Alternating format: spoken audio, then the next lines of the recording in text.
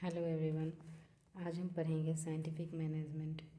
ये UGC net के management business management के पेपर में पढ़ाया गया है और यूजी सेमेस्टर 2 में भी एक सिलेबस का ये पार्ट है। साइंटिफिक मैनेजमेंट दो शब्दों से मिलकर बना हुआ है। पहला साइंटिफिक और दूसरा मैनेजमेंट। मैनेजमेंट का मतलब होता है कि दूसरों से काम लेना, ठीक है। एक तरह का ये स्किल है, किस तरह से आप कम से कम चीज़ों में मैक्सिमम यूटिलाइजेशन कर सकते हो। ये एक आर्ट है, मैनेजमेंट और साइंस है। अब साइंटिफिक का मतलब क्या होता है? साइंटिफिक का मतलब होता है चीज़ों को सिस्टमेटिक तरीके से करना, ठीक है। यहाँ पे management based upon careful observation, objective analysis and innovative outlook is called scientific management लिखा हुआ है। इसका मतलब होता है कि केयरफुल ऑब्जर्वेशन, ऑब्जेक्टिव एनालिसिस और इनोवेटिव यानी नवीन दृष्टिकोण पर आधारित प्रबंध को साइंटिफिक मैनेजमेंट कहते हैं। According to Frederick Wilson Taylor, ये कौन थे? ये वही थे जिन्होंने साइंटिफिक मैनेजमेंट को सबसे पहले दुनिया के सामने लाया।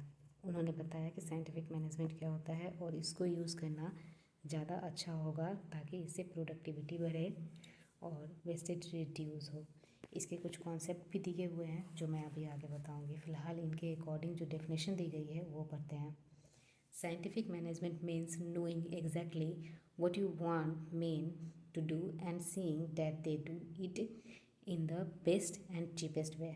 साइंटिफिक मैनेजमेंट का अर्थ होता है यह जानना कि आप लोगों से क्या चाहते हो और यह देखना कि वे इसे अच्छे और बेहतर तरीक़ा से कैसे कर सकते हैं, ठीक है।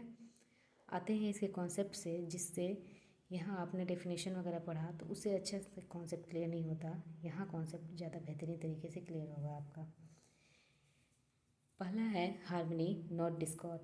कहने का मतलब क्या है कि साइंटिफिक मैनेजमेंट में टेलर ने बताया है कि यहाँ पे जो भी मैनेजर हैं या वर्कर्स हैं, इनमें आपस में तालमेल होना चाहिए, अच्छे संबंध होने चाहिए, तभी अच्छे से काम होगा ऑर्गेनाइजेशन में। दूसरा science not thumb of rule, और यहाँ साइंस यूज़ होना चाहिए, ठीक है। एक सिस्टम होना चाहिए, एक डिसिप्लिन होना चाहिए, किसी तरह से कुछ भी काम कर दिया ऐसा नहीं हो सकता है। तीसरा कोऑपरेटिव, एक दूसरे को कोऑपरेट करेंगे, ना कि सबका अलग अलग गोल होगा, अलग अलग इंटरेस्ट होगा। सबका एक गोल होना चाहिए, एक पर्पस होना चाहिए। Maximum output not restricted output, कोई फिक्स लेवल तय नहीं करना है, जितना बेहतर से बेहतर मैक्सिमम से मैक्सिमम आउटपुट हो सके अपना देना है। Development of each man to his greatest efficiency and prosperity, क्या मतलब है इसका कि हर एक इंसान की अलग अलग कार्य क्षमता होती है, ठीक है। उनका अलग अलग लेवल होता है काम करने का, कोई ज़्यादा काम कर सकते हैं, कोई थोड़ा कम, इस तरह से। तो सभी अपना मैक्सिमम से मैक्सिमम बेहतरीन आउटपुट दे सके, अपनी पूरी क्षमता का यूज़ करते हैं। इसके ऑब्जेक्टिव को देखते हैं।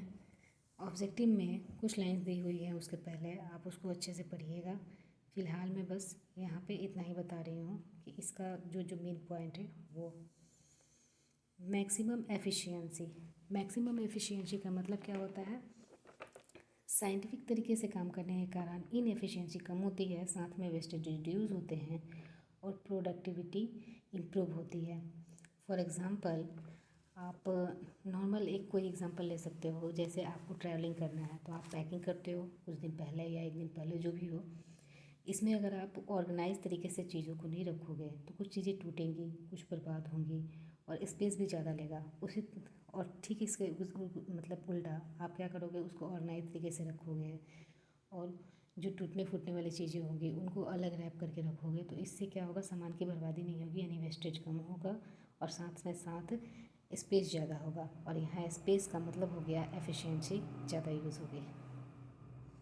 इंक्रीजिंग प्रोडक्टिविटी, वर्क प्रोसेस को साइंटिफिक तरीके से एनालाइज किया जाता है इसमें, ताकि आउटपुट ज़्यादा हो सके। फॉर एग्ज़ाम्पल, आप वर्कर्स से काम ले रहे हो तो उनको कितने घंटे काम कराना है, कितने देर पर उनको आराम करने के लिए ब्रेक देना है, ठीक है, ताकि वो अच्छे से काम सर्व कर सके। कुत्ते की तरह अगर किसी को खटाओगे तो कितना काम करेगा, या तो दम तोड़ देगा या आपका काम बर्बाद करेगा। थर्ड है standardisation of tools and equipment. Standard tools equipment और मेथड का न्यू टेक्नोलॉजी का यूज़ करने से प्रोडक्ट की क्वालिटी भी बढ़ती है और प्रोडक्टिविटी भी बढ़ती है। नेक्स्ट बढ़ते हैं harmony in interest. Scientific management का जो मेन पर्पस होता है वो वर्कर्स और मैनेजमेंट के बीच में अगर हार्मनी हो, या कहने का मतलब क्या है, आपसी तालमेल हो, वो मिलजुल के काम करें तो फुल एफिशिएंसी के साथ काम करेंगे। कॉस्ट रिडक्शन का मतलब क्या होता है, वेस्टेज कम होंगे और वर्कर्स के इंटरेस्ट और हेल्थ का ध्यान रखा जाएगा तो वो अच्छे से काम करेंगे।